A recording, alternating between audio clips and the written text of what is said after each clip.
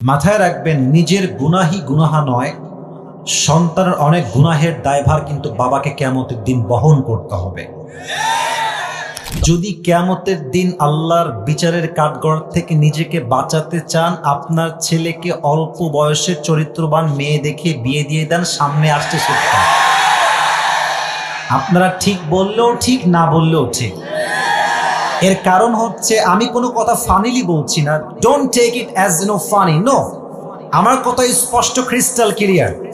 আপনি যদি আপনার ছেলেকে সঠিক বয়সে বিয়ে না দেন, আপনার ছেলে যত ঘাটে পানি খাবে প্রত্যেকটার দায়ভার কিয়ামতে আপনাকে বহন করতে হবে। আব্বাজান রাইট টাইমে বিয়ে দিয়ে দেন। তবে হ্যাঁ, আব্বাজান বলবে, হুজুর আপনাকে এত ভালোবাসি, আপনি কি বললেন, আমার সাথে তখন ইনকাম করাই শেখে নাই। একটা সলিউশন দিচ্ছি আব্বাজান, শোনেন। আপনি আপনার ছেলেকে বলেন যে, বাপ তুই বিয়ে কর, তোর বউকে 2 বছর আমি চালাবো, যা। বাপ কি একটা মেয়ের 3 বেলার খাবার দিতে পারে না? এক কথা কারে কই, পারে না? পারে না? পারে, কিন্তু কেন দেয় না? মনোমাইন্ড খারাপ সমাজের জন্য। বলে যে একটা সামাজিকতা আছে, মেয়ে আসবে রাজকন্যার মতো, পালকিতে আসবে, BMW-তে আসবে, ওই দেওয়া লাগবে, 10 লাখ দেনমোহর হবে। এই চিন্তা করতে করতে সমাজে জেনার সংখ্যা বেড়ে গিয়েছে, বিয়ের সংখ্যা কমে গিয়েছে। পাবনার ভাইরা, আব্বাজান আপনি আপনার ছেলেকে সাপোর্ট দেন মেন্টালি অ্যান্ড ফাইন্যান্সিয়ালি। আল্লাহ আমার বাবাদেরকে বোঝার তৌফিক দান করুন, পড়া আমিন। রাগটা করেন নাই তো আপনারা কেউ? আমাকে ইনশিওর করেন, রাগটা করেন নাই তো আবার কেউ? সেকেন্ড কথা, আমার প্রিয় কলিজার টুকরা বোনদের জন্য। হ্যাঁ সোনামণি, আগে ঠিক বলা যাবে না, লেট মি টক। অনেক বোনেরা আজকের মাহফিলে বোরকা পরেই আসছেন, হিজাব পরে আসেন, আমি জানি। আপনাদের জন্য আমি মন থেকে কিছু কথা বলছি। প্রিয় বোন, মন থেকে শুনবেন, কান খাড়া করে শুনবেন। হিজাব আর নেকাব পড়লেই কিন্তু আসলে দিনদার হওয়া যায় না। আমরা দেশে দেখেছি, যত মেয়ে পার্কে প্রেম করে তার 80 ভাগেরও বেশি বোরকাওয়ালিরা প্রেম করে। যুবক ভাই, তাহলে বলবেন, হুজুর বোরকা তো পড়ে আছে, দেখলে মনে হবে यार ये तो अभी के अभी जन्नत से दुनिया में भाग के आई है यार, इतनी अच्छी लड़की तो मैंने जिंदगी में कभी भी नहीं देखा यार, इतनी अच्छा कोई हो सकता है? मेरे दोस्त, बात तो ये है कि ऊपरे फिट फाट ভেতরে পুরোটাই সদরঘাট। আমার প্রিয় বোন, I respect you from my heart, আমি দিল থেকে সম্মান আপনাকে করি, বাট বোরকাকে প্রেমের হাতিয়ার হিসেবে ইউজ করলে আপনার চরিত্র খারাপ হয়ে যাবে। প্রিয় যুবক ভাই, অতএব নিজেকে বোরকায় দিনদার নয়, চরিত্রে দিনদার বানানোর চেষ্টা করতে পারলে তৌফিক দান করো। এই তোমরা আমিন কও না কেন রে ভাই? রে ভাই, আরেকবার কোন আমিন। সেকেন্ড মেসেজ বলেই শেষ করছি। প্রিয় বোন আমার, বিয়ের সময় আসলে ওই টাকাওয়ালা টাকলাকে বিয়ে না করে চরিত্রবান যুবককে বিয়ে করে। কিছু মেয়ের রুচি এত খারাপ, যুবক যদি দিনদার, 5 ওয়াক্ত নামাজি, দাড়িওয়ালা যুবক হয় পছন্দ না, গাঞ্জাখোর পছন্দ হয় কিছু কিছু মেয়েদের, আর কপালে বাসও খায় সেই লেভেলে। আপনি চরিত্র দেখে বিয়ে করবেন, প্রথমে খারাপ লাগলেও আপনার পরবর্তী জীবনটা সুখ দ্বারা ভরে যাবে। আর গাঞ্জাখোরকে বিয়ে করবেন, দেখতে বাহ্যিক মনে হবে ওয়াও, কিন্তু বিয়ের 2 মাস পরে যখন বুঝবেন যে গাঞ্জাখোর তো নিজের মূল্য নিজেই বোঝে না, বইয়ের মূল্য বুঝবে কেমন করে রে ভাই? আল্লাহ প্রত্যেকটা মেয়েকে দিনদার যুবক দেখে বিয়ে করার তৌফিক দান করুন। না তোমরা আমিন তো জোরে কইতে পারতেছ না যুবক ভাইরা। শেষ কথা আমার কলিজার টুকরা যুবক ভাইদের জন্য, সবাই একটা কাশি দেন। আচ্ছা, আজকে হচ্ছে 13ই নভেম্বর। কত নভেম্বর? দেশটা কি এখন গোলামের মতো আমরা আছি, না স্বাধীন হয়ে আছি? একটা ফিলই আলাদা, তাই না? ভাবই আলাদা। এখন আমরা দেখবেন যে এখন মাইক সামনে নিয়ে অনেক হক কথা বলতে পারি, যেটা আগে বলতে পারতাম না। এই স্বাধীনতা আনলো কারা? যুবক ভাইরা তাজা রক্ত দিয়ে এই স্বাধীনতা অর্জন করেছে। যুবক ভাই, যুবকরাই হচ্ছে দেশের সম্পদ, জাতির সম্পদ। পুরো দেহের মেরুদণ্ড হচ্ছে সবচেয়ে আসল জিনিস। মেরুদণ্ড ঠিক তো পুরো দেহ ঠিক, মেরুদণ্ড নষ্ট তো পুরো দেহটা বাঁকা হয়ে যায়। জেনারেশন যদি ঠিক থাকে, যুব সমাজ, পুরো দেশ ঠিক থাকবে। যুব সমাজ নষ্ট, পুরো দেশটাই নষ্ট হয়ে যাবে। তো তোমাদের জন্য আমার কথা একদম ভেরি শর্টকাট, ছোট্ট কথা, অল্প কথা। তোমরা কি কাফের মুরতাদের গোলামি করে মরতে চাও? তোমরা কি জালেমের পাঠশালায় বন্দী হয়ে জীবন যাপন করতে চাও? আমার কথা একটা, সাইদি সাহেব খুব ভালো করে বলতেন, বিড়ালের মতো 500 বছর বেঁচে থাকার কোনো দাম নাই, সিংহের মতো 1 ঘন্টা আমরা বাঁচতে চাই। কথা হবে একটা, শহীদ আবু সাইদ তার 2 হাত এমনি পেতে দিয়েছে, বোঝাচ্ছে এইটা বাংলার ছেলে আমি, গুলি করবি কর, শহীদ হতে প্রস্তুত, বা বাতিলের সামনে মাথা নত করতে আমরা প্রস্তুত নয়। ও বুঝিয়েছে যে মুসলমানরা কাপুরুষের সন্তান নয়, মুসলমান তো বীর পুরুষের জাতেরা। অতএব আমি তোমাদেরকে পাবনার মাটিতে একসঙ্গে রেখে যুবক ভাইদেরকে বলতে চাই, হাতে হাত রাখো, একসঙ্গে হাত বাড়াও, সামনে আগাও। কথা হবে একটা, আল্লাহর এই জমিনে আল্লাহর দ্বীনকে কায়েম করতে হলে, আল্লাহর রাষ্ট্রকে কায়েম করতে হলে, কোরআনের রাষ্ট্রকে কায়েম করতে হলে জীবন দিতে প্রস্তুত, রক্ত দিতে প্রস্তুত, শহীদ হতে প্রস্তুত। কার প্রস্তুত? হাত তুলে আল্লাহকে দেখায় দাও।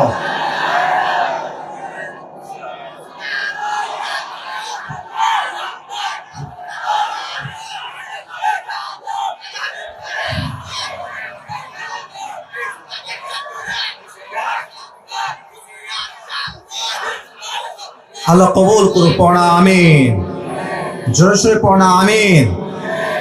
আমার সঙ্গে তাকবীর দেন সবাই, সবাই একটা কাশি দেন, গলা ঠিক কর। একবার দিবেন বীরের মতো, বাঘের মতো, সিংহের মতো গর্জন দিয়ে, লিল্লাহি তাকবীর। আজকের মাহফিলে তাফসীর হবে কোরআন থেকে, আপনারা থাকবেন তো ইনশাআল্লাহ? আগেও বলেছি, কেউ উঠে গেলে টেইনা ধইরা বসায় দিবেন, রাজি আছেন তো ইনশাআল্লাহ? আচ্ছা, আমি প্রথমে জিজ্ঞেস করতে চাই, আজকের এই মাহফিলে বিবাহিত কে কে আছেন একটু হাত তুলেন তো। অনেক কম, বেশি নাই। আচ্ছা, হাত নামান। এবার সিঙ্গেল কারা, তারা একটু হাত তোলো। হ্যাঁ, সত্যি নাকি না মিথ্যা? কারো বউ নাই? Sure sure sure? সামনে শীতকাল, খুব কষ্টে তোমরা আছো আমি জানি। আব্বাজান আর দেরি নয়, এবারে শীতকাল যুবকদের কম্বল দিয়ে ঠান্ডা নয়, শীত যাবে একমাত্র বউ দিয়ে। অতএব সময় থাকতে চরিত্রবান বিয়ে এই শীতে আমাকে দেওয়াই লাগবে। এবারে শীত বিয়ে করার শীত, ঠিক কিনা বলো? আল্লাহ সবাইকে দিনদার নেককার বউ দিয়ে পড়া আমিন। আমরা 3টা তাকবীর দিব, বিবাহিতরা একটা দিবেন, অবিবাহিতরা আরেকটা দিবেন, আর সবাই মিলে আরেকটা দিব। দেখবো কার জোর আজকে কত বেশি। বিবাহিতরা প্রথমে একটা গলা কাশি দেন, দেখবো কে জিতে আজকে। বিবাহিতরা সবাই রেডি আছেন তো ইনশাআল্লাহ? সবাই বিবাহিতরা, সিঙ্গেলরা চুপ থাকো না, তোমরা হেরে যাবা। বিবাহিত ভাইরা তাকবীর দেন একটা। Just married people, single people is not allowed here in this point actually. বিবাহিত ভাইরা তাকবীর দেন, লিল্লাহি তাকবীর। এই সাউন্ড অনেক ভালো আছে রে সিঙ্গেল ভাইরা, হেরে যাবো নাকি তোমরা সবাই? ওকে, লেটস ট্রাই। সবাই সিঙ্গেল ভাইরা কাশি দেন। হ্যাঁ হ্যাঁ হ্যাঁ হ্যাঁ, মাশাআল্লাহ। লাইনে আসেন আপনারা, দেখা যাক কে পারে। লিল্লাহি তাকবীর। বিবাহিতরা fail. I am so sorry, বিবাহিত ভাইরা ফেল করে গিয়েছে। এবার আমরা সবাই মিলে তাকবীর দিব, এমন তাকবীর দিবেন স্যার আমরা সবাই মিলে স্টেজ ভেঙে নিচে পড়ে যাব। দেখা যাক কে কত পারে, একবারই দিবেন। লিল্লাহি তাকবীর। আল কোরআনের আলো। ভুল হয়েছে, সরি টু সে দ্যাট। আমাদের বলতে হবে সংসদে যান, কারণ আমি আসিফ সারা জীবন ওয়াজ করে তা করতে পারবো না। সংসদে আইন পাশ করলে যা বাস্তবে রূপ ধারণ করবে। আমি আসিফ সারা জীবন ওয়াজ করবো, সুদ বন্ধ করেন, সুদ বন্ধ করেন। 10 জন লোক ভালো হইলে হতেও পারে, পসিবিলিটি আছে। বাট আজ যদি সংসদে আইন পাশ হয়, যেই সুদ খাবে 10 বছরের জেল, এই দেশের সুদটা 1 মাসেই বন্ধ হয়ে যাবে। আমরা বলবো সংসদে যান। Let's try again together. আল কোরআনের আলো। আল হাদিসের আলো, কোরআন হাদিস যেখানে, জোরে কোরআন হাদিস যেখানে, আলেম ওলামা যেখানে, পাবনাবাসী যেখানে, ঈশ্বরদীবাসী যেখানে, আল্লাহ তাআলা মন থেকে দোয়া করছি, আল্লাহ কবুল করুন, পড়া আমিন। আমি তাফসীর শুরু করছি, একটা অ্যানাউন্সমেন্ট দিয়েই তাফসীর শুরু করতে চাই। আজকে আপনাদের পাবনাদের ভাইদের জন্য, পাবনার ভাইদের জন্য একটা গিফট নিয়ে আসছি আমার পক্ষ থেকে, নিবেন তো? দেখে খুব নর্মাল মনে হচ্ছে, normal but it's brand man, show off করলাম, ভাব নিলাম একটু বেশি। তো এটা কেন বললাম, ভাবটা নিলাম যে এটা আমার টুপি, অনেক শখের টুপি, নিজে অর্ডার দিয়ে বানায় নিয়ে আসছি আমার সাইজে আর কি।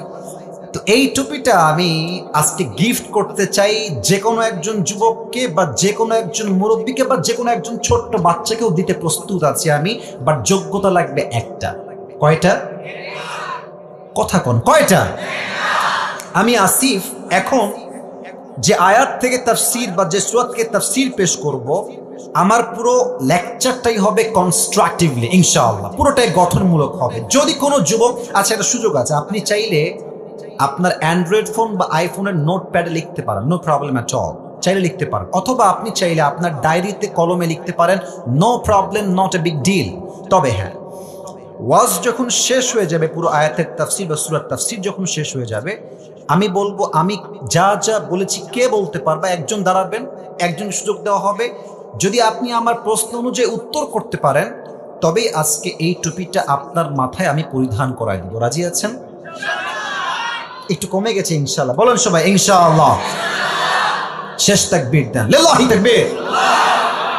আজকে যেই কিতাব থেকে আমরা তাফসীর করব, এই কিতাবটার নাম হচ্ছে আল কোরআন। কিতাবটার নাম, যে পারার থেকে তাফসীর করব আমি প্রশ্ন করেও জবাব দিবেন সবাই এক বাক্যে একসাথে একই টাইম। 30 নম্বর পারা। যুবক ভাইয়েরা, মুরব্বী আব্বাজানরা, পাবনার ভাইয়েরা, কত নম্বর পারা? Right answer. যে সূরা থেকে আমরা তাফসীর পেশ করব, সূরাটার নাম হচ্ছে সূরাতুল কাউসার। বলেন সবাই সূরাতুল। এটা হচ্ছে কোরআনুল কারীমের সবচেয়ে বড় সূরা। বড় না ছোট? শুধুই কি ছোট না সবচেয়ে ছোট? আচ্ছা, এই সূরার আয়াত সংখ্যা হচ্ছে মোট 3টা। বলেন সবাই কয়টা? ওদিকে সাউন্ড খুবই কম, লেটস ট্রাই अगेन। কয়টা? এই সূরার রুকু হচ্ছে জাস্ট একটা। বলেন সবাই কয়টা? এই সূরাটা হচ্ছে কোরআনুল কারীমের 108 নম্বর সূরা। 100 কত নম্বর সূরা? 8। আর এই সূরার শেষ এন্ড ফাইনাল কথা হচ্ছে, এটা মাদানী সূরা নয়, এটা হচ্ছে মাক্কি সূরা। সুবহানাল্লাহ পড়েন সবাই। এবার আসুন আমার তাফসীরের দিকে ঢুকে যাই। ইমাম সানাউল্লাহ পানিপত্তি রহমতুল্লাহি আলাইহি লিখেছেন, কেউ যদি কোরআনের কোন একটা সূরা অথবা ভার্স অথবা চ্যাপ্টারের তাফসীর করতে চায়, 5টা বিষয়ে কথা বলা সবচেয়ে জরুরি। হাত দেখাচ্ছি, আঙ্গুল দেখে বলেন তো পাবনার ভাইয়েরা, কয়টা বিষয় জরুরি? There are 5 things that is most important to talk about. কথা আপনাকে বলতে হবে 5টা বিষয় যদি আপনি তাফসীর করতে চান। নাম্বার 1, যদি কেউ আয়াতের তাফসীর পেশ করতে চায়, প্রথমেই লাগবে শুদ্ধ তেলাওয়াত। যার আয়াত পড়াই সহি না, তার তাফসীরের দাম 2 পয়সা আল্লাহর কাছে নাই। ঠিক আছে কিনা বলেন? So the first rule is right pronunciation, সঠিক তেলাওয়াত, শুদ্ধ তেলাওয়াত। 2, right translation, সঠিক তরজমা। 3rd, Shaan নুজুল, what's the background behind it? Why Allah subhanahu wa ta'ala has revealed this surah when he has revealed this surah? Allah কেন নাজিল করলেন, কোন সময়ে দিলেন, প্রেক্ষাপটটা কি ছিল, জানার দরকার। পাবনার ভাইরা সবাই বলেন তো আছে না নাই? 3 গেল। 4, what is the explanation of this surah? এই আয়াতের ব্যাখ্যা কি, ইন্টারপ্রিটেশন কি? 4, 5, what's the lesson that you have got from this surah? আপনি এই সূরার তাফসীর পড়ে, ব্যাখ্যা পড়ে কি শিক্ষাটা পেলেন জানতে হবে। চুপ করে বসে থাকো, না না মজার সময় মজা, সিরিয়াস মুডে সিরিয়াস হওয়া লাগবে। এটাই মুসলমানদের ব্যক্তিত্ব। আপনি সবসময় হাসবেন, মজা করার ব্যক্তিত্ব নষ্ট হয়ে যাবে তো।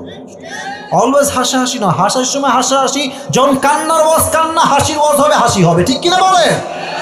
আমি এখন পুরো সিরিয়াস মুডে কথা বলছি, বাবুরা একদম ডিস্টার্ব করবো না। আপনারা একটু দেখে দেখেন, না যে যুবক ভাইরা আছে দেখে রাখবেন।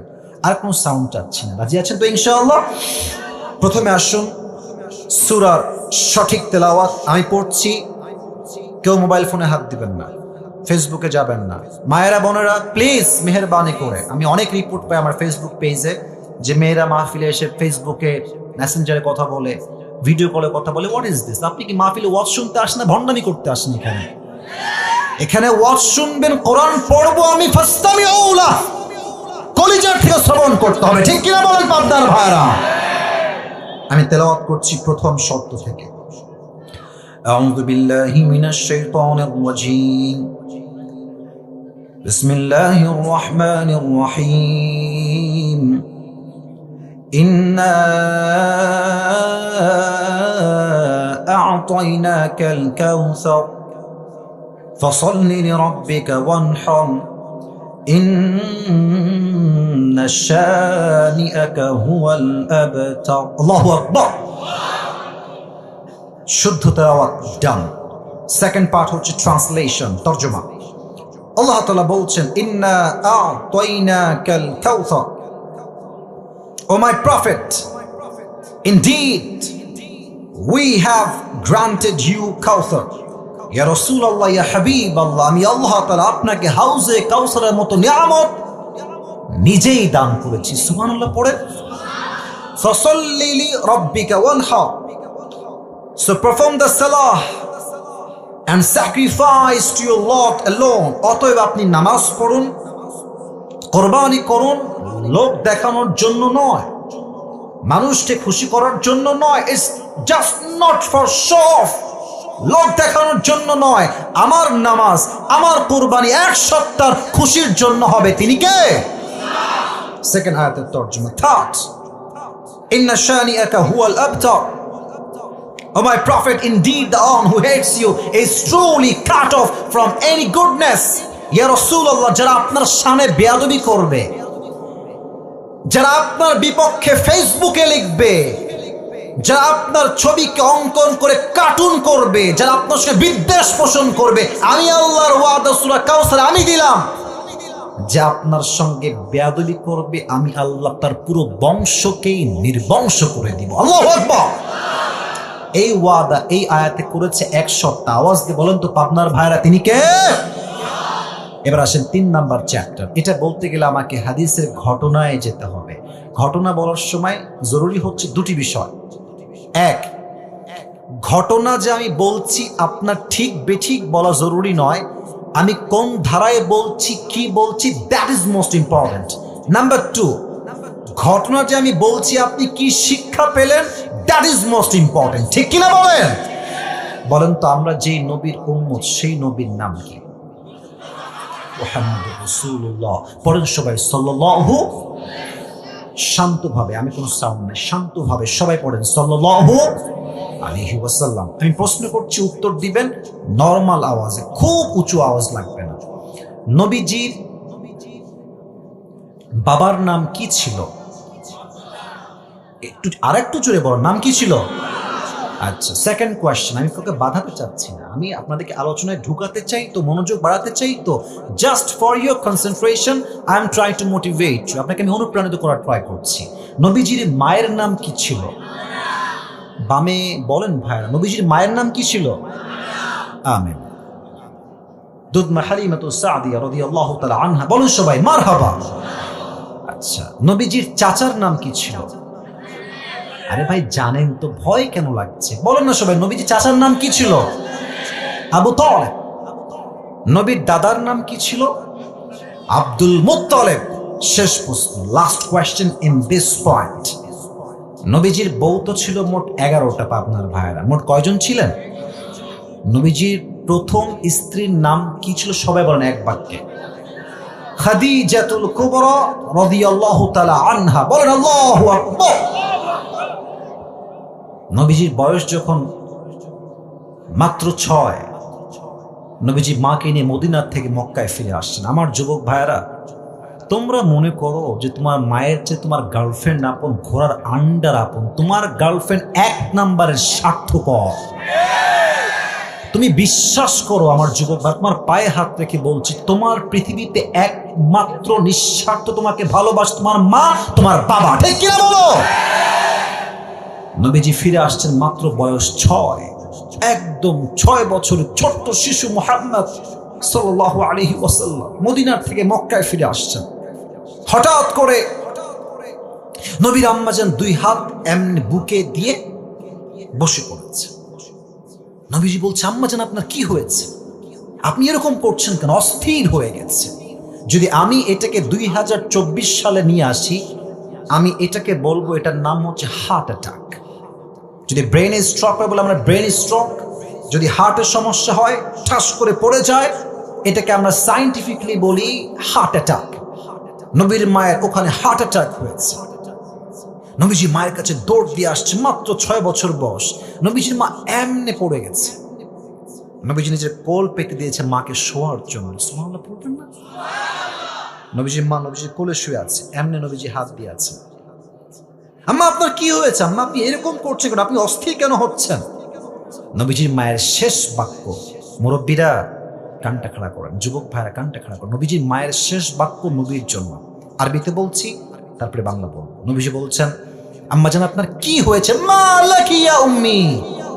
নবীজির মা বলছেন, ইয়া মুহাম্মদ, কুল্লু জাদীদিন বাদ ওয়া কুল্লু হাইয়িন মাইয়িত ওয়া লাকাদ ওয়ালাদতু তুহরা। হে মুহাম্মদ, প্রত্যেক নতুন জিনিস একদিন পুরাতন হয়ে যায়, প্রত্যেক যৌবন একদিন ফুরিয়ে যায়।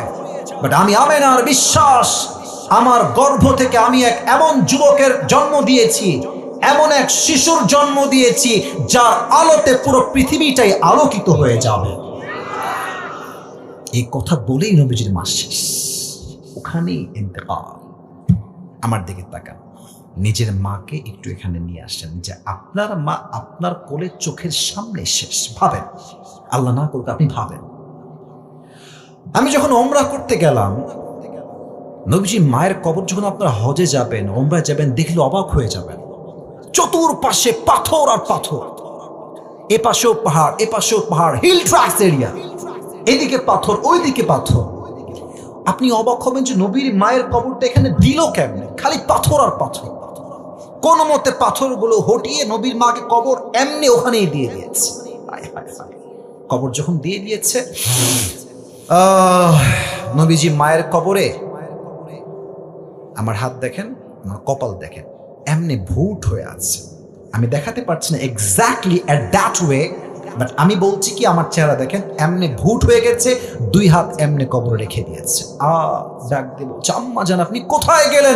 আপনাকে ছাড়া আমি বাসায় ফিরে যাব না। আম্মা আপনি কোথায় গেলেন? এদিকে উম্মে আইমান, নবীজির দাসী ছিলেন একজন উম্মে আইমান, এমনি নবীর হাত ধরে টানছে, Muhammad come back, come back, ফিরে আসো, তোমার মা কখনোই ফিরে আসবে না, বের হয়ে আসো, চলো বাসায় চলো।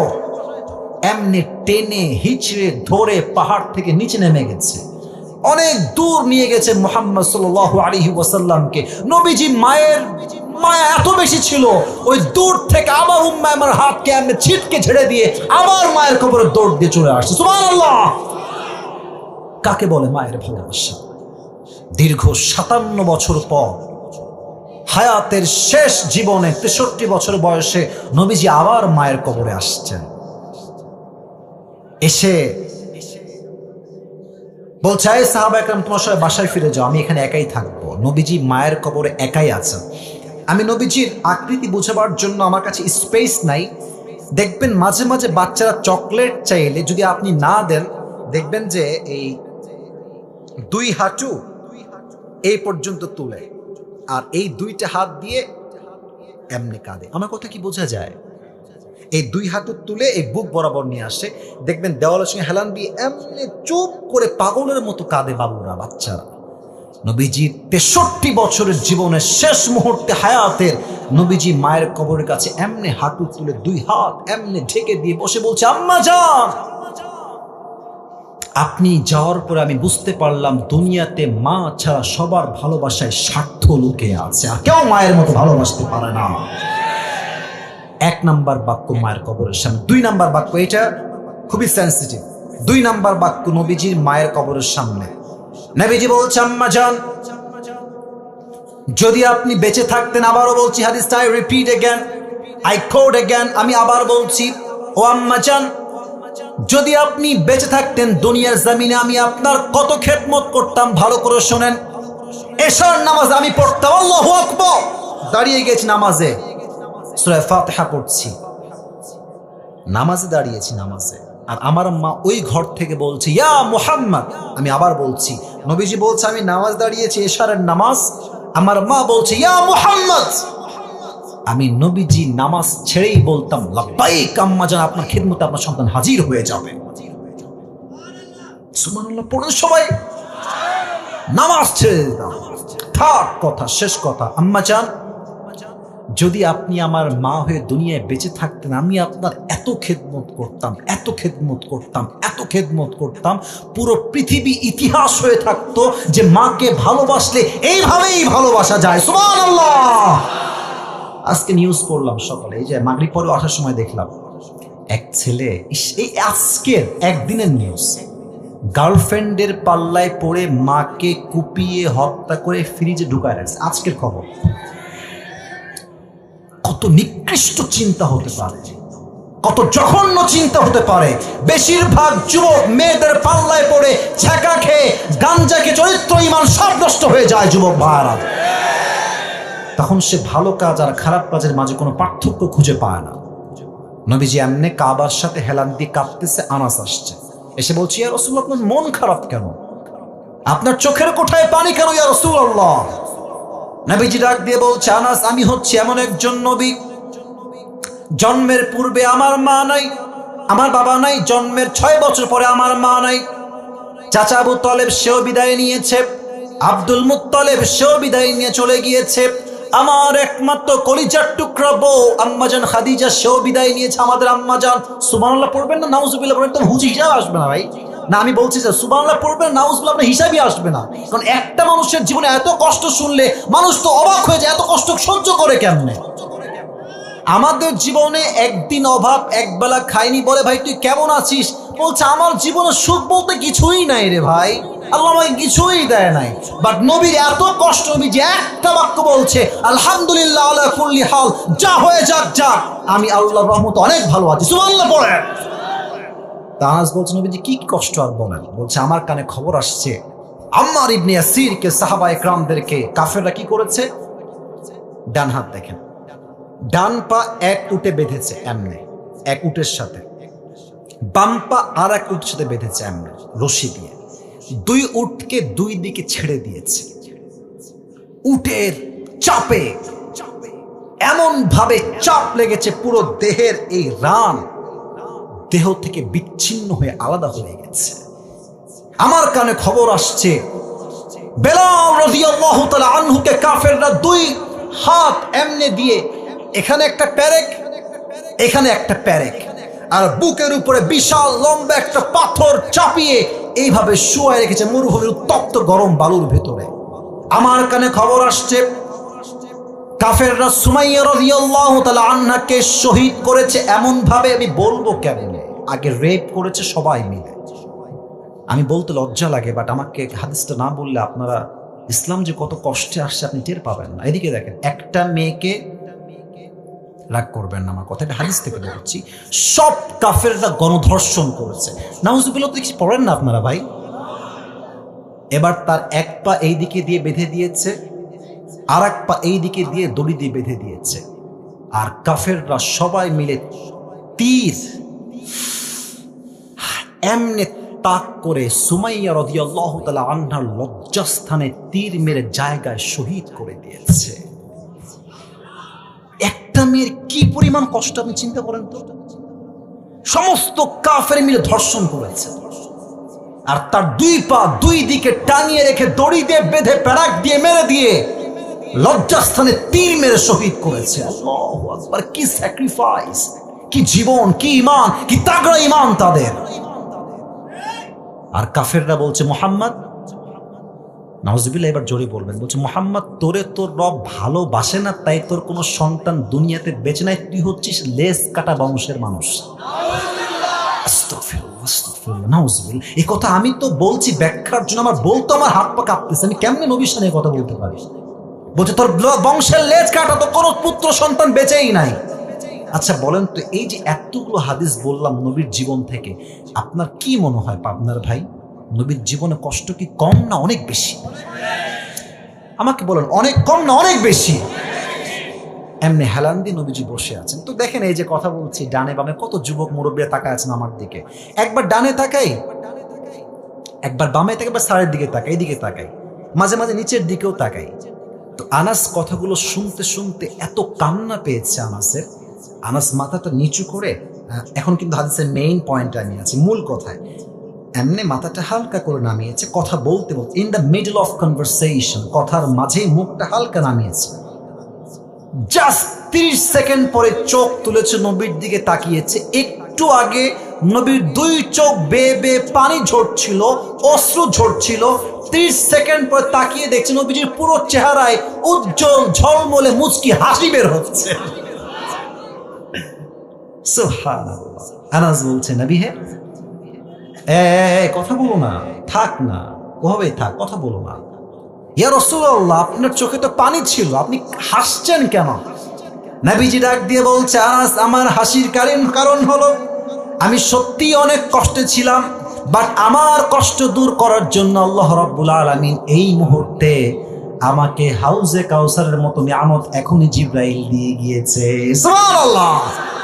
এখন প্রশ্ন করবে আপনার অনেক যুবক ভাইরা, মুরব্বী, আচ্ছা হুজুর আপনার ওয়াজ সবই বুঝলাম, নবীর হারিয়েছে 4 জন পুত্র সন্তান, নবী কষ্টে আছে, তো সন্তানের জায়গায় সন্তান দিলে সান্ত্বনা হয়, যে ঠিক আছে সন্তান হারায় গেছে নবী, আপনি এই আর একটা সন্তান, বাট কোথায় সন্তান?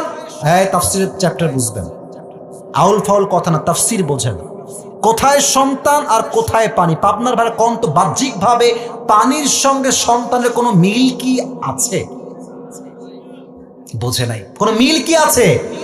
আমি আসিফের ছেলে মরে গেছে, আমি কষ্টে আছি, আল্লাহ বললো আচ্ছা যাও, ছেলে মরে গেছে, তোমাকে একটা মেয়ে সন্তান দিলাম, এটা নিয়ে সান্ত্বনা পাও। স্যার আমার কথা কি ঠিক আছে? আল্লাহ বলছে আপনাকে আমি হাউজে কাউসার দিলাম, হারিয়ে গেছে সন্তান, আল্লাহ দিচ্ছে হাউজে কাউসার, পানির মাঝে সন্তানের মাঝে তো বাহ্যিক কোনো মিল নাই, তো নবীজি হাসলেন কেন? ব্যাখ্যার দরকার যুবক ভাইরা মুরব্বীরা, আছে না নাই? তাফসীরের 4টা ব্যাখ্যা পেয়েছি, শুনবেন তো আপনারা সবাই। একজন যুবককে আমি চাই, লাল গেঞ্জি, লাল লাল লাল লাল, বসো, লাল বাবাজি উঠা যাবে না, একদম ওয়াশরুম ছাড়া, যদি জরুরত হয় উঠবেন। একজন মুরব্বী চাই বা যুবক চাই যে দাঁড়িয়ে একটা তাকবীর দিবে বাঘের মতো। কে আছে? লিল্লাহি তাকবীর বলবে। কে আছে? না, নারায়ে তাকবীর বা লিল্লাহি তাকবীর বলতে হবে।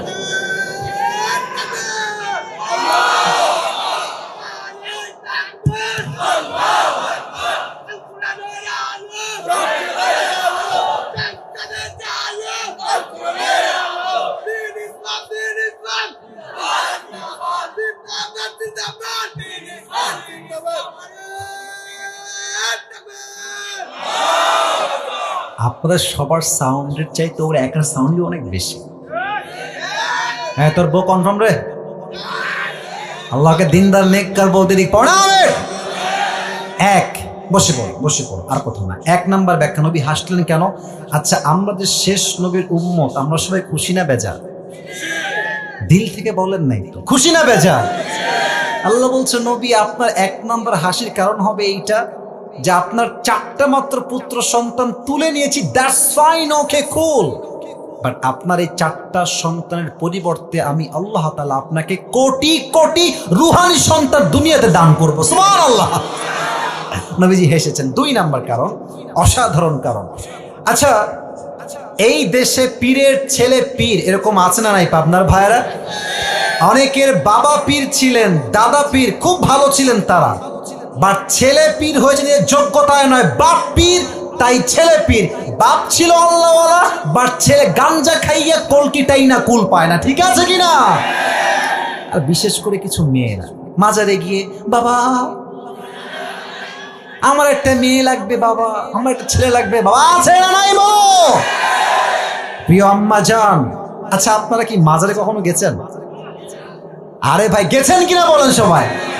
দেখবেন যে মাজারের যে এন্ট্রান্স, যে মেইন ফটক গেট, দেখবেন কিছু ফকির থাকে একদম গেটে, হাতে থালা থাকে। পাবনার ভাইরা কি থাকে? ঠিক বললে হবে না, বুঝতে হবে কি বুঝাই। আপনি পুরো বছরে গেছেন মাত্র একদিনই, এই যাই ঘুরে আসি, বাবার দরবার দেখে আসি, দ্যাটস ফাইন, কুল, গেছেন।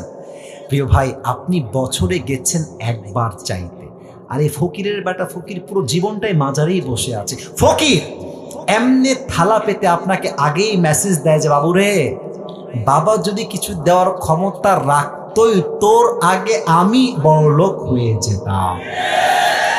বুঝলে বুঝপাতা, না বুঝলে তেজপাতা। আপনি যদি বাবার দরবারে চান মুসলমান ঘরের সন্তান হয়ে, আপনার মতো মূর্খ হয়ে জমিন আর দ্বিতীয় কেউ হতে পারে না। আল্লাহ বলছেন, নবী, যদি আপনার সন্তান বেঁচে থাকতো দুনিয়াতে, এমন একটা ফিতনা তৈরি হতো যে আপনার আগামীর প্রজন্ম আপনার সন্তানকে নবী বানিয়ে ফেলতো। যেমন ভাবে, ভালো করে শুনবেন, যেমন ভাবে আদম আলাইহিস সালামের সন্তান শীশ আলাইহিস সালাম নবী, ইব্রাহিম আলাইহিস সালামের সন্তান ইসমাইল আলাইহিস সালাম নবী, ইয়াকুব আলাইহিস সালামের সন্তান ইউসুফ আলাইহিস সালাম নবী, দাউদ আলাইহিস সালামের সন্তান সুলাইমান আলাইহিস সালাম নবী। যদি তাদের সন্তান নবী হইতে পারে, তো আপনার সন্তানদেরকে উম্মতরা আবেগে পড়েই নবী বানিয়ে ফেলতো, ঠিক কিনা বলো? এই জন্য আমি আপনার সন্তানকে ছোট্টবেলাতে উঠাই নিয়েছি। 3 নাম্বার ব্যাখ্যা আরো অসাধারণ। আপনার সবাই মিজানুর রহমান আজহারীর নাম শুনছেন? শুনছেন তো, আসতে কেন, জোরে বলেন, শুনছেন না? আজহারী সাহেব তো অনেকে ভাবে পাবনায় আসে নাই, ভুল ধারণা, পাবনায় উনি আসছেন, but he was nothing at that time. তাকে কেউ চিনতই না। আপনি ইউটিউবে সার্চ করবেন, পাবনায় তিনি এসেছেন, পাবনাতে মাহফিল এখনো রাখা আছে। সূরা মুলকের তাফসীর তিনি করেছেন, আমি নিজে শুনেছি সেই ওয়াজটা। তো সামনে এখন যে লোক আছে আমার সামনে, এর চাইতে মাত্র 3 গুণ লোক কম ছিল, মানে কম ছিল, বেশি না। এখন তো তার পরিস্থিতি এমন যে বাংলাদেশে এমন কোনো স্টেডিয়াম নাই যেখানে তার মাহফিল লোকের জায়গা দেওয়া যাবে। আপনি বলবেন তাফসীরের মাঝে আজহারীর নাম কেন আসলো? এখানে রিলেটেড বিষয়টা। আচ্ছা, উনি যখন খুব ফেমাস, আকাশে উঠছে একদম, অনেক লোক, আমাদের মতো কিছু হুজুররা ফতোয়া দিয়েছিলাম আমরা কাফের। কথা বলেন, কথা বলেন, কথা বলেন। ইভেন আমি তো দেখেছি আজহারী সাহেবকে যেই পরিমাণ লাঞ্ছনা সহ্য করতে হয়েছে, এটা বলার কোনো ভাষা নেই। আমাদের দেশে কিছু সুন্নি ভাইরা আছেন, ওই ঠান্ডা সুন্নি, গরম সুন্নি, মিঠা সুন্নি, আমি সবাইকে ভালোবাসি, কারোর সঙ্গে কোনো বিদ্বেষ নাই, বাট কিছু সুন্নি আছে জাস্ট জিলাপি খাওয়ার জন্য সুন্নি, এরা নামে আসে, আসলে কিন্তু তারা বাটপাড়ার ভণ্ড যুবক ভাইরা, ঠিক আছে কিনা বলো? সবাই না, কিছু সুন্নি আছে। তা আমি দেখেছিলাম এমনি ব্যানার টাঙায়ছে আজহারী সাহেবের, এই যে আপনার আমার ছবি দিয়েছেন, ওখানে এরকম ছবি দিয়েছে, ছবি দিয়ে, মহিলা দিয়ে, ছেলে দিয়ে, জুতা দিয়ে ওনার মুখে জুতার বাড়ি দিয়েছে। নাউজুবিল্লাহ বলবেন না আপনারা সবাই? আচ্ছা, এবার আপনারা কন, কাফের ফতোয়া দিলেন, 6 প্যাক বলেছে তাই সে বেয়াদব, নবীর শানে বিরুদ্ধাচরণ করেছে, সে কাফের, সব বললেন, জুতার পিটাও করলেন মেয়েদেরকে দিয়ে। সম্মান কমলো না বাড়লো? আপনারা বুঝলে তো আমি কথা বলবো, কমলো না বাড়লো?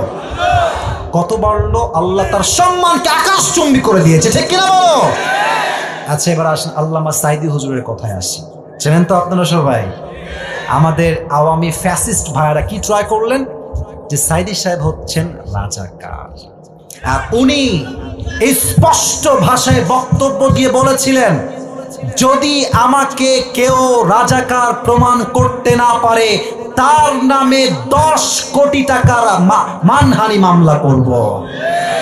ইভেন উনি শেষ বাক্য এটাও বলেছিলেন, 1971 সালে রাজাকারের কোনো কাদা মাটি সাঈদীর গায়ে লাগে নাই, লাগে নাই, লাগে নাই। আর একটা কথা উনি খুব বীর পুরুষের মতো বলেছেন, যে যারা আমাকে রাজাকার বলবে তারা পিতৃ পরিচয়হীন অবৈধ সন্তান। এখন দেখেন নিউজ কি হচ্ছে, যে যারা সাঈদী সাহেবকে রাজাকার হওয়ার জন্য সাক্ষী দিয়েছিল, তারা বলছে আমরা বাধ্য হয়ে সাক্ষী দিয়েছি, উনি আসলে রাজাকার নন।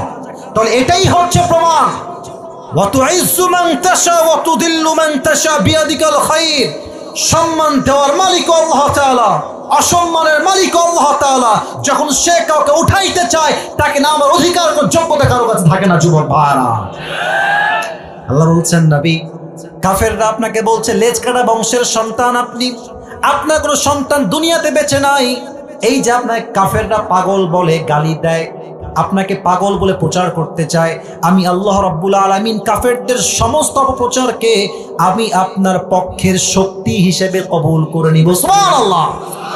কাফেররা যখন মক্কায় হজ করতে আসছে, হাজী সাহেবরা, আবু জেহেল ডাক দিয়ে বলছে, হাজী সাহেবরা শোনো, এই মক্কার জমিনে একজন নতুন পাগল আবির্ভাব ঘটেছে। এই পাগলের কথা যেই শুনবে সেই জাদুগ্রস্তের শিকার হয়ে যাবে। মানুষের স্বভাব হলো এরকম, যেই কাজটা নিষেধ করবেন ওই কাজটা করে বেশি। কথা ঠিক আছে কিনা বলেন? তো কাফেররা বলছে নবীজি হচ্ছে পাগল। এখন হাজিরা বলছে এই পাগলটা কে, একবার দেখতে তো অবশ্যই হবে। সবাই মিলে গেছে নবীকে দেখতে। এইদিকে তাকান, এই যে আঙ্গুলটা এমনে দুই কানে দিয়েছে এইভাবে, সব হাজিরা গেছে নবীকে দেখতে। পাগলটা আসলে কে? নবীর কাছে গিয়ে দেখছে এত সুন্দর চুলগুলো পরিপাটি, এত সুন্দর দেহের ভাব, চেহারা, বডি স্ট্রাকচার, তার দেহের গঠন, তার চেহারা লাবণ্যতা দেখে, সৌন্দর্য দেখে, তার চুলের এত সুন্দর কাটিং দেখে, এত গোছালো কাটিং দেখে হাজিরা বলছে এই লোক তো জীবনেও পাগল হইতে পারে না। ঠিক কিনা বলে? এবার তারা এই কান থেকে হাত হটিয়েছে, তো দেখছে নবীজি মধুর কণ্ঠে কাবার সামনে বসে বসে সূরা রহমান তেলাওয়াত করছে। সুবহানাল্লাহ। ওই জায়গাতে হাজী সাহেব নবীর কণ্ঠে সূরা রহমান তেলাওয়াত শুনে বলছে তার আদর্শ জাস্ট আমরা গ্রহণ করব না, পুরো বিশ্বে তার আদর্শ ছড়িয়ে দিব। আল্লাহু আকবার। এই অপপ্রচারকে আল্লাহ প্রচার শক্তি বানিয়েছে, তাই নবীজি হেসেছেন। 4 নাম্বার ব্যাখ্যা বলছি, একজনও ওঠেন নাই আর একজনও উঠবেন না, বলেন সবাই ইনশাআল্লাহ। আল্লাহ বলছেন নবী, হাউজে কাউসারের মূল্য আপনি দুনিয়ায় বুঝবেন না, বুঝবেন কবে? যেদিন কিয়ামত কায়েম হয়ে যাবে। আচ্ছা বলেন তো, কিয়ামতের দিন এই মাঠ, এই মাটি, এটা কি মাটি থাকবে না তামা হয়ে যাবে? কথা বলেন, মাটি থাকবে না তামা হয়ে যাবে? তামা হবে কেন? সূর্যের 12টা মুখ সূর্য পুরো দুনিয়ার এই মাটির দিকে ছেড়ে দিবে কিয়ামতের দিন হাসরের মাঠে। রোদের তাপে পুরো জমিনটা আঙ্গারের মতো তামা তামা হয়ে যাবে। মানুষগুলো তৃষ্ণায় তাদের জিহ্বাগুলো কুকুরের মতো এমনি ঝুলতে থাকবে। আল্লাহর হাবিব বলেছেন সেই মুহূর্তে যেই বান্দা হাউজে কাউসার থেকে এক ঢোক পানি পান করবে, আল্লাহ তাকে কিয়ামত পর্যন্ত আর তৃষ্ণার মাঝে ফেলবে না। সুবহানাল্লাহ। আচ্ছা, এখানে একটা বাচ্চাকে দেখলাম না, এখন উঠলো মনে হয় বাচ্চাটা। কোথায় বাচ্চাটা? ওই যে ওকে একটু এদিকে নিয়ে আসেন তো। আমি আয়াতের তাফসীর করার জন্য ডাকছি, ওখানে ধমক দিব না, একটু এদিকে নিয়ে আসেন। বাবু, এখানে একটা বাবু আছে না? ওই যে বাচ্চা একটা, ওই যে বাচ্চা তোমার রুমালের পেছনে, এই যে মেড, এই যে বাচ্চা চলে আসছে। বাবু তোমার নাম কি সোনামণি? জিসান। আচ্ছা, ওর বয়স কত হবে? এই 5, 6, 4, 5। আচ্ছা, ওকে 1 মিনিট দাঁড়ান, ওকে 1 মিনিট রাখেন। ওর দিকে তাকান তো সবাই। ওকে আমি ডাকলাম, দেখে বললাম এই শোনো, তুমি এই গ্লাসে করে বা এই বোতলে একটু পানি নিয়ে আসো। ও দেখবেন যে ঠিক আছে হুজুর নিয়ে আসছি, দেন, যাবে নিয়ে আসবে, কোনো রিয়াকশন নেই। আচ্ছা, আর একটা পয়েন্ট দেখেন, ওকে আমি ডাকলাম, তাফসীর বোঝানোর জন্য এক্সাম্পল দিচ্ছি। এই বাবু এদিকে আসো। ওকে দিলাম চকলেট, আইসক্রিম, কোন, তারপরে আপনার চকলেট, এদিকে আপনার চিপস, আবার দিলাম 500 টাকা দিয়ে বললাম বাবু যাও 1 গ্লাস পানি নিয়ে আসো। এমন দৌড় দৌড় প্যান্ট খুললেও টের পাবে। কেন বললাম এই কথা? আপনি যদি কারো দিয়ে কোনো কিছু চাইতে চান, পেতে চান, কিছু কাজ করাতে চান, কিছু নেওয়ার আগে কিছু দেওয়া লাগে। বাবু তুমি যাও, এবার তুমি যাও, বাবু তুমি যাও। দেখেন আল্লাহ নবীকে দিলেন হাউজে কাউসার। এবার বলেন তো নবীর কষ্ট কি কষ্ট আছে না হাসি দিয়ে পরিবর্তন হয়ে গেছে? নবী হাসতেছে। সুবহানাল্লাহ পড়বেন না নাকি আপনারা ভাই? আল্লাহ বলছে এই তো সুযোগ, নবী আমার খুশি আছে, 2টা কাজ দিয়ে দেয়। আল্লাহ বলছে নবী আপনি খুশি, এবার 2টা কাজ বুঝে নেন। কি কাজ করবেন? 1, ফাসাল্লি লিরাব্বিকা ওয়ানহার, নামাজ পড়বেন কোনো ব্যক্তির জন্য নয়, কোরবানি করবেন কোনো ব্যক্তির জন্য নয়, 1 সপ্তাহের জন্য করবেন। তিনি কে? এখন প্রশ্ন হতে পারে হুজুর আল্লাহ চাইলে ফাসাল্লি ওয়ানহারও বলতে পারতেন, যে আল্লাহর জন্য নয়, জাস্ট নামাজ পড়ো, কোরবানি করো। আল্লাহর জন্য আল্লাহ কেন বললেন? কারণ আমাদের কিছু নেতা আমরা দেখেছি, রাগ করবেন না তো? নেতার কথা বললাম, রাগ করবেন না তো আপনারা সবাই? আমরা অনেক নেতা 5 আগস্টের আগে দেখেছি যারা মাহফিলে আসলেই এমন একটা ভাব, বাপরে ये कौन है, कहां से आया, ये कहां से आया है ये। বিশ্বাস করেন এমন নেতা ভাব দেখলে মনে হয় কনফার্ম জান্নাতি, বাট এক ওয়াক্ত নামাজ ঠিক মতো পড়ে না যুবক ভাই। আচ্ছা, আপনাদের উত্তরবঙ্গে একজন আলেম আছেন, সিনিয়র আলেম, ওনার নাম হচ্ছে বজলুর রশিদ হুজুর। নাম তো শুনছেন অনেকে নাকি? উনি কিন্তু খুব সুন্দর মজার মজার কথা বলেন, আর ওনার দাড়ি কিন্তু দেখবেন ওই মেহেদি দেওয়া দাড়ি, হ্যাঁ, মুরব্বী টাইপের, যে ওনারা চিনেন সবাই। উনি একটা কথা সেদিন বলছেন, আমি কি বলবো? বলার পারমিশন থাকলে বলবো, না হয় বলবো না। বলা কি যাবে? বলা কি যাবে? উনি টাঙ্গাইল বা বগুড়া, নাম স্পষ্ট বললেন না, ওয়াজ করছিলেন।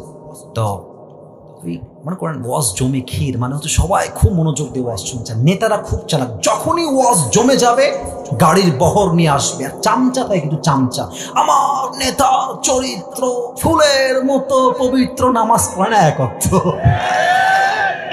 দিয়ে। হুজুর এরকম ওয়াজ করছে মাহফিলের মাঝে, নেতা আসছে দূর থেকে, নেতার চামচাগুলো, আমার নেতা আসছে, সাইড সাইড সাইড, একেবারে পুরো মাঠ মঞ্চ কাঁপায় ফেলছে। নেতা সাহেব এসেছে, সে বলছে আমার এখনই মাইক লাগবে, আমার অনেক বড় মিটিং আছে, আমাকে যেতে হবে, এখনই মাইক লাগবে আমার। হুজুর মানুষ ভাবতেছে শালা আসছি এক জেলাকে মার না খাই, আগে মাইকটা দিয়ে দে। হুজুর বলছে মাইকটা আমি দিয়ে দিয়েছি, উনি কথা বলছেন। তো সালাম কালাম তো উনি দিলেন না, ওনার কথা শুরু নামাজ, নামাজ ভাই, নামাজ নামাজ, কথার শুরুতেও নামাজ, মাঝেও নামাজ, শেষও নামাজ নামাজ নামাজ। হুজুর বলছি यार ये तो अभी के भी जन्नत से भाग के दुनिया में आई है यार। এত ভালো নেতা। নেতার কিছু চামচা থাকে না পাবনার ভাইয়েরা, কথা কোন থাকে কি থাকে না রে ভাই, ওই কি পায়, কোকা কোলা পায়, পেপসি পায়, সিঙ্গাড়া খাওয়ার জন্য দৌড় দেয়। তো নেতা সাহেব ডান দিক দিয়ে নেমে গেছে। সব নেতাকে আমি এক পাল্লায় মাপছি না, I don't measure every leader equally, আমি সবাইকে এক পাল্লাও মাপি না। আমার কথা হচ্ছে এই দেশে এখনো চরিত্রবান নেতা যুবক ভাইরা বেঁচে আছে, ঠিক কিনা বলো? তো হুজুর ওই চামচা যেটা আছে নেতা, ওরা ঠুকছে এদিকায়, বলছে কিরে তোর নেতা যে পরিমাণ নামাজ নিয়ে কথা বললো, খুব নামাজ পড়ে তাই না রে? রাজশাহী ভাষায়, আমাদের এদিকেরই ভাষা, মাইন্ডে নেবেন না, কানে কানে বলছে হুজুর এর সঙ্গে 5 দিন ধরে একসঙ্গে আছে, এই শালা এক ওয়াক্ত নামাজও পড়ে না। তার মানে কিছু নেতা দেখবেন চরিত্রের তো ঠিক নাই, ঠিকই নাই, জানাজার নামাজ পড়তে আসে অজু ছাড়াই জানাজার নামাজ দাঁড়ায় যায় যুবক ভাইরা। এদের নামাজ আল্লাহর জন্য নয়, এদের নামাজ হচ্ছে একমাত্র ব্যক্তি পূজার নামাজ। আল্লাহ বলছে আমার জন্য নামাজ। আচ্ছা, আমরা এই 5 আগস্ট আগে দেখেছি যে নেতা সাহেব যারা ছিলেন আমাদেরকে বলতেন যে আমরা হলাম জঙ্গিবাদ, মৌলবাদ, বলে নাই? ইভেন আপনারা দেখবেন যে মাহফিলের স্টেজ থেকেই বক্তা গ্রেফতার, কেন? বাবার বিরুদ্ধে কথা বলেছে। আপনারা বোঝেন না আমার কথা, কথা ঠিক আছে কিনা বলে? আমি একটা কথা বলে দিই, যাওয়ার সময় কোনো সমস্যা হবে কিনা I don't know that exactly, but I have to talk about it because this is the braveness, এটা সাহসিকতার ব্যাপার ভাই। আমার কথা একটা ভাই, স্পষ্ট মাইকে বলছি, জাতির পিতার নাম বঙ্গবন্ধু নয়, জাতির পিতা মুসলমানদের ইব্রাহিম আলাইহিস সালাম। চাপাই দিলেই চেপে যায় না।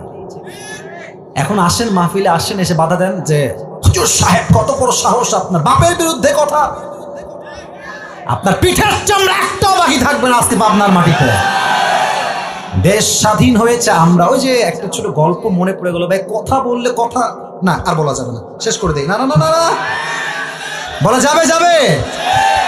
এই সাইদি সাহেব বলতেন একটা কথা, যে ওই ডাকটা করবেন না তো আপনারা, আবার ওই সাপে আর ব্যাঙে ছিল খুব বন্ধুত্ব।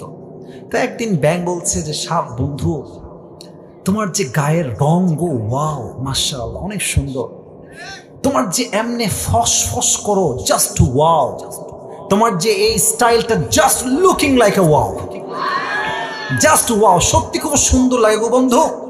তবে বন্ধু তোমার একটা বিষয় আমার মোটেও ভালো লাগে না। সাপ বলছে কি বিষয় বন্ধু, বলো আমাকে। বলছে বন্ধু তোমার রঙও ঠিকঠাক, ফসফসও ঠিকঠাক, সব কিছুই পারফেক্ট, বাট তুমি যখন হাঁটো বন্ধু এরকম তিরিং বিরিং করে হাঁটো। এই তিরিং বিরিংটা ভাল লাগে না। তো সাপ বলছে, বেয়াদব, এত বড় সাহস, তুই আমার ভুল ধরিস। এমনি ফস করে উঠেছে। আর ব্যাং বলছে, ও বাবা, এত প্রশংসা করলাম, ভাল লাগলো না, একটা বদনাম করলাম, গায়ে লেগে গেল। ব্যাং মারছে, লাভ গিয়ে পড়ছে পুকুরে। আর এদিকে ছিল এক রাখাল বাবা পাশে, বলছে, কে রে ফসফস করলো? এসে দেখছে মাশাআল্লাহ সাপ মামা এমনে আছে। এদিকে রাখাল মামার হাতে ছিল বিশাল বড় এক বরকতুল্লাহ হেদায়েতুল্লাহ লাঠি, বিশাল বড় লাঠি। সাপকে দেখে ওর হাত সুরসুর শুরু করেছে, ওই জায়গায় বিসমিল্লাহ বলে শুরু। 5 মিনিটে বাড়াইয়া সমান করে সাপকে এমনি সোজা করে ফেলেছে। 2 ঘন্টা পরে ব্যাং বলছে, কি রে বন্ধুর কোনো ফসফস নাই, বন্ধু গেল কোথায়? পুকুর থেকে উঠে আসছে, দেখছে আয় হায়, বন্ধু তো একদম সোজা। কাছে আসছে, দেখছে বন্ধু আর জিন্দা নাই, বন্ধু মহিলা ভূত হয়ে গেছে, ফেনামেনা সব বের হয়ে গেছে।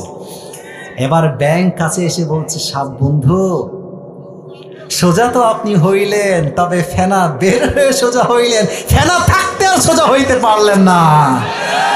তা আমার প্রিয় আওয়ামী লীগ ভাইয়েরা, আপনারা তো ভালো হওয়া কপালে লেখাই ছিল, তবে ভালো হইতে পারেন নাই, কারণ ক্ষমতার বালাই ছিল বড় একটা বালাই। ক্ষমতা আপনাকে ভালো হতে দেয় নাই। অনেক আওয়ামী লীগ করে ভাইরা জানে যে আমার নেতার চরিত্র নিকৃষ্ট চরিত্র, বা স্বার্থের জন্য তার পক্ষে তারা গুণগান গেয়েছে। ফসল্লি রব্বিকা ওয়ানহার, নামাজ পড়বা নেতার জন্য নয়, ব্যক্তি পূজার জন্য নয়, নামাজ হবে জাস্ট এক সপ্তাহের জন্য। তিনি কে বলেন তো? আমাদের ইসলামের দ্বিতীয় খলিফার নাম কি ছিল? ওমর ফারুক রাদিয়াল্লাহু তাআলা আনহু। আবার জিজ্ঞেস করছে, আমাদের ইসলামের দ্বিতীয় খলিফার নাম কি?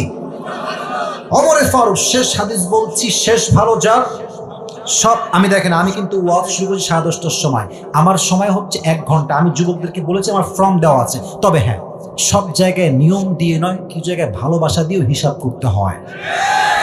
আমি 12টা পর্যন্ত ওয়াজ করতে চাই, আপনারা আমাকে সময় দিবেন তো ইনশাআল্লাহ? তাকবীর, লিল্লাহি তাকবীর। ওমর ফারুক কাছে একজন যুবক আসছে, তার নাম হচ্ছে আবু লুলু আল মাজুসি। ডাক দিয়ে বলছে, ইয়া ওমর, আমার যে মালিক আছে সে আমার কাছে প্রত্যেক দিন 6 দিরহাম চার্জ করে। আমি বড্ড গরিব হয়ে যাচ্ছি, আমার দ্বারা 6 দিরহাম দেওয়া সম্ভব নয়, তুমি কমায় এটাকে মাত্র 2 দিরহাম করে দাও। পাবনার ভাইরা বলেন তো সবাই কয় দিরহাম? ওমর ফারুক বলছে, আবু লুলু আল মাজুসি, তোমার ব্যবসা কি? তুমি কি কাজ করো? ডাক দিয়ে বলছে, ওমর, আমি হলো চাকুর ব্যবসা করি, বিশাল লম্বা লম্বা খঞ্জর বানাই। খঞ্জর, ডান হাত দেখেন, এটাও চাকু, এটাও চাকু, মাঝখানে হচ্ছে খঞ্জর, handle. This is called in Arabic world খঞ্জর। বাংলা আমরা বলি চাকু। তো বলছো তুমি চাকু বানাও, খঞ্জর। তোমার ব্যবসার লাভ তো অনেক বেশি রে ভাই, তোমার তো 2 দিরহাম নয়, 6 দিরহাম নয়, ইউ শুড বি চার্জ 10 দিরহাম অ্যাট লিস্ট। তোমার তো 10 দিরহাম চার্জ হওয়া দরকার। কাফের গেছে খেপে, একদম রেগে মেগে ফায়ার। আমি যেহেতু কাফের, তাই তুমি আমার বেলায় হয়েছ গরম, আর সবাই যেহেতু মুসলমান, তাই তুমি সবাই বেলায় নরম, তাই না অমর? একদম হুমকি দিয়ে বের হয়ে গেছে। সারা অমরকে হত্যা করবে কেমনে প্ল্যান করেছে। বিশাল লম্বা একটা খঞ্জর বানিয়েছে অমরকে হত্যা করবার জন্য। আচ্ছা, শীতকালে আমরা ওই ঠান্ডা লাগলে কি মুড়ি দিয়ে বাহিরে বের হই? হ্যাঁ, হয়েছে হয়েছে, বলো সবাই, কি মুড়ি দেই? চাদর। দেখেন, এটা হচ্ছে খঞ্জর, এটা পেটের ডান দিকে রেখে এমনে ঢেকে দিয়েছে। কিন্তু সে তো মুনাফিক, রূপ ধারণ করবে কেমনে যে কেউ চিনতে পারবে না। সেটা চাদর নিয়েছে, 2 পাশে ঝোলানো শাল। পাকিস্তানের সবাই বলে শাল, আমরা বলি চাদর। তো 2 পাশে শালটা ঝুলিয়েছে। শালের এই পাশ অর্থাৎ চাদরের উপরি ভাগটা এমনে, মানে এই পার থেকে দিয়ে এই পর্যন্ত দিয়েছে, আর নিচ থেকে ডানের অংশটা এমনে দিয়ে এই বরাবর দিয়ে পুরো মুখটাকে ঢেকে দিয়েছে। কেউ চিনতে পারছে না কে এই ব্যক্তিটা, কে, এটা কি কাফের না মুসলমান, কেউ চিনতে পারে না। ওমর ফারুক ফজর নামাজ পড়াইতে আসছে, এসেই বলছে, সফু সুফুফাকুম, কাতার সোজা করো, কাঁধে কাঁধ মিলিয়ে দাও, আল্লাহু আকবার। হাত বেঁধেছে। এবার আমার চেহারা কেউ দেখবেন না, এবার হাদিস বুঝতে চাইলে আমার হাত যতটুকু পেটের দিকে দেখা যায়, look at my hand, look at my বেলি সাইড, এই যে পেটের দিকটা দেখে যতটুকু দেখা যায়। উনি প্রথমেই হাত বেঁধে সানা পড়েছেন, সূরা ফাতিহা পড়েছেন, কিরাত পড়েছেন। এরপরে আল্লাহু আকবার দিয়ে রুকুতে গিয়েছেন। Exactly at the same time পেছন থেকে আবু লুলু আল মাজুসি তার চাদরটাকে এমনি উড়িয়ে দিয়েছে, আর পেটের ডান দিক থেকে খঞ্জরটা বের করে এবার একবার ডান দিকে আমার হাতের দিকে তাকাবেন, শুধু একবার তাকাবেন, আবার নিচে তাকাবেন। এটাও ছুরি, এটাও ছুরি, এটা হচ্ছে হ্যান্ডেল ধরার জায়গা। এবার পেটের দিকে তাকাবেন, সবাই পেটের দিকে। এই খঞ্জরটা ধরে ওমর ফারুকের ঠিক পেটের ডান দিক থেকে শুরু করে এমনি একটা পোজ দিয়েছে, আবার এগেন অ্যান্ড দেন এগেন, 3 বার এমন ভাবে চাকু দিয়ে আঘাত তার পেটে করেছে, পুরো পেটটা এমনি কেটে নাড়ি ভুঁড়ি সব পেট থেকে বাহিরে বের হয়ে গেছে, নাড়ি ভুঁড়ি সব বাহিরে বের হয়ে গেছে। ওমর ফারুক নামাজের মাঝে চিৎকার দিয়ে বলছে, কতালানি আল কালব, আমাকে একটা কুকুর হত্যা করেছে, আমাকে বাঁচাও। এমনি অজ্ঞান হয়ে পড়ে গেছে। আর ওই কাফের হত্যা করে যখন পেছন থেকে পালিয়ে যাবে, 7 জন সাহাবীকে এমনি এমনি এমনি যাকে সামনে পেয়েছে তাকে এমন আঘাত করেছে, হাদিস আসছে জায়গায় 7 জন সাহাবী নামাজের মাঝে স্পট ডেথ, জায়গায় শেষ। এবার 2-1 জন সাহাবী নামাজ ছেড়ে এসে ওমর ফারুককে তুলে সাইডে নিয়ে গেছে। ইয়া ওমর, মা লেখা, ইয়া ওমর, ওমর আপনি ঠিক আছেন? আপনার কি হয়েছে? Omar Farooq is totally and completely senseless, কোনো চোখের দৃষ্টি নাই, কথা নাই, আওয়াজ নাই, বোবা, অজ্ঞান হয়ে গেছে। ডাক্তাররা সব আসছে, ওমরকে বাঁচাও। কে সেই ওমর? যার শাসন এতটা ইনসাফ ভিত্তিক ছিল, যার শাসন আমলে একটা বাঘ আর একটা হরিণ একই ঘাটে পানি পান করেছে। সুবহানাল্লাহ পড়ে। সে মানুষটা মারা যাচ্ছে, নাড়ি ভুঁড়ি সব বের হয়ে গেছে। এবার ডাক্তাররা এসে 2 হাত কাঁধে দিয়ে হালকা করে তুলেছে পানি পান করাবার জন্য। 2 ঠোঁট এমনি হা করে পানি দিয়েছে। পানি যখন মুখে দিয়েছে, গলা দিয়ে পানিটা নেমে, বুক দিয়ে নেমে, পেট এমন ভাবে কেটে গেছে, সব পানিগুলো পেট দিয়ে গল গল করে বাহিরে বের হয়ে গেছে। দুধ নিয়ে আসছে, দুধ গাঢ় খাবার সহজে বের হবে, দুধ নিয়ে আসছে, দুধ দিয়েছে, দুধটাও গলা দিয়ে বের হয়ে বুক দিয়ে নেমে পুরো পেট কেটে বাহিরে বের হয়ে গেছে। এই দৃশ্য দেখে সাহাবা একরামরা বুঝে গেছে Omar Farooq is going to die very soon, মারা যাবে, আর বাঁচার আশঙ্কা হয়তো বা নাই। সবার চোখ দিয়ে পানি ঝরছে অঝরে। হঠাৎ করে এক সাহাবী দেখছে ওমর ফারুক রাদিয়াল্লাহু তাআলা, he has opened his eyes just a little bit, a very little bit, একদম ছোট্ট করে ওমর ফারুক চোখ খুলেছে, একদম ঝাপসা। দূর থেকে সাহাবী দেখে দৌড়ে আসছে, মা লেখা ইয়া ওমর, আপনি ঠিক আছেন? কি হয়েছে আপনার? তো ওমর ফারুক জাস্ট ইঙ্গিত দিয়েছেন, look at my right hand, just এমনি কান একবার, ঠোঁট একবার, কান একবার, ঠোঁট একবার। উনি বোঝাচ্ছেন তোমার কানটা আমার ঠোঁটের কাছে নিয়ে আসো। দৌড় দিয়ে এসে কানটা ঠোঁটের কাছে দিয়েছে। হি ওয়াজ থিঙ্কিং জাস্ট লাইক, সে ভাবছে যে হয়তো আমাকে ছেলের কথা বলবে, বইয়ের কথা বলবে, রাজ্যের কথা বলবে, সন্তানের কথা বলবে, এটাই তার শেষ কথা হবে। যখন সে কানটা তার মুখের কাছে বাড়িয়েছে, ওমর ফারুক জবান খুলে একটা কথায়, last time he asked this question, last প্রশ্ন তার, এই সাহাবী, আসল্লান নাস, আসল্লান নাস, আমার কোনো খবরের প্রয়োজন নাই, সন্তান লাগবে না, বউ লাগবে না, রাজ্য লাগবে না, আমাকে জাস্ট শেষ মুহূর্তে এই খবরটা দাও, আমার অজ্ঞান হওয়ার পরে আমার সাহাবীরা, আমার ভাইরা নামাজটা জামাতে আদায় করেছে কিনা সেই খবরটা আমাকে দাও। আপনি বুঝতেছেন নাকি না বুঝে সুবহানাল্লাহ বললেন? পেট কেটে নাড়ি ভুঁড়ি সব বের হয়ে গেছে। দেখলেই মানুষ বুঝবে মানুষ আর বাঁচবেই না, শেষ মুহূর্তে আছে। এই মুহূর্তে কোন কথা বলছেন? নামাজ, নামাজ, নামাজ। কোন সাহাবী? যেই নবী যাকে জান্নাতের টিকিট দিয়েছেন তিনি দেন নাই, আল্লাহ নিজেই দিয়েছেন। আল্লাহ তাআলা নবীর মাধ্যমে ওমর ফারুককে দুনিয়াতেই সুসংবাদ দিয়েছেন, ওমর তুমি মরার সঙ্গে সঙ্গেই তোমার জান্নাতের টিকিট কনফার্ম আল্লাহ করে দিয়েছে। সুবহানাল্লাহ।